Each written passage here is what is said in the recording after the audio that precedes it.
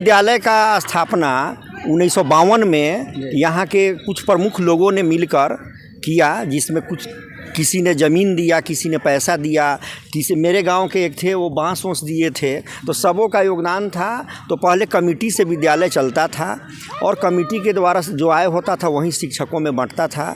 और इसी विद्यालय का मैं भी छात्र रहा हूँ।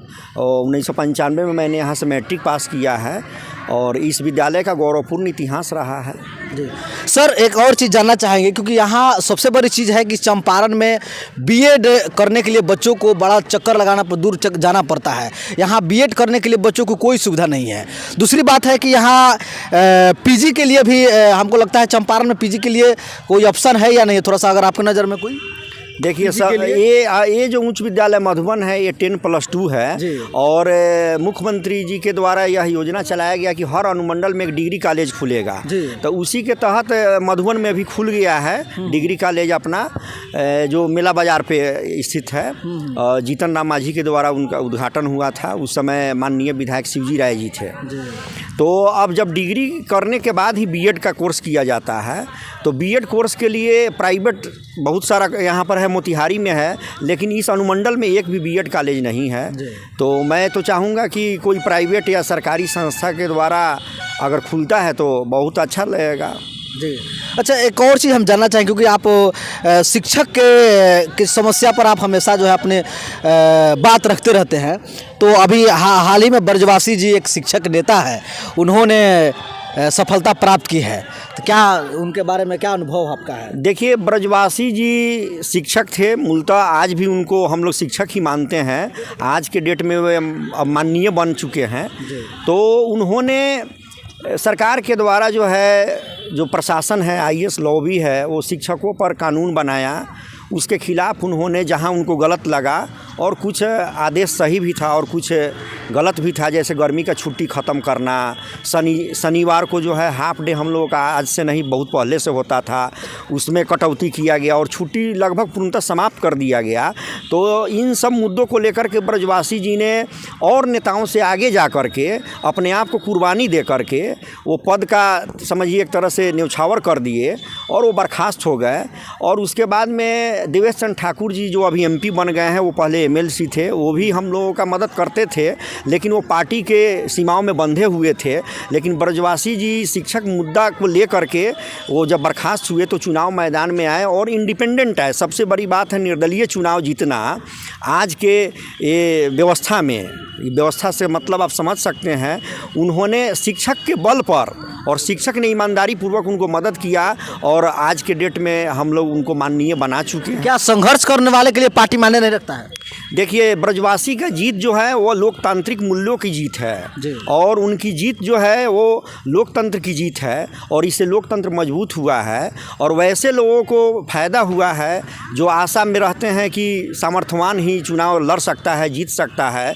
लेकिन ब्रजवासी का जीत जो है ये साबित करता है कि जिसमें ईमानदारी है, जज्बा है और जो संघर्ष करेगा उसको भी मंजिल प्राप्त होगा। ब्रजवासी का जीत यही साबित करता है। और अन्याय के खिलाफ़ अगर आप लड़िएगा तब भी आपको सफलता मिलेगा। उन्होंने जो उनको गलत लगा, कुछ डिसीजन गलत था, मैं भी मानता हूँ, और सरकार पुनः उसमें संशोधन भी कर रही है। तो ब्रजवासी का जीत हम लोगों की जीत है और खुशी है। शिक्षा के क्षेत्र में अभी सिद्धार्थ जी अभी जब से आए हैं तब से कहीं ना कहीं शिक्षाओं में खलबली मचा हुआ है, आपको क्या लग रहा है? नहीं, खलबली नहीं मचा हुआ है।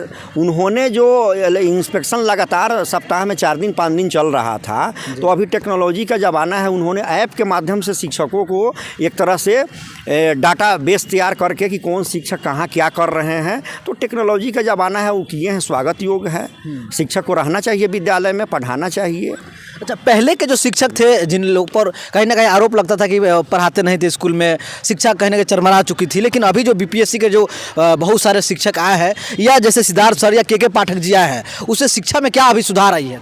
देखिए, सबसे पहले ये एक नैरेटिव बनाया जाता है कि शिक्षक नहीं पढ़ाते थे। आज जो नियोजन शब्द जो है, नियोजित शिक्षक जो थे वो सब जो है क्वालिफाइड थे।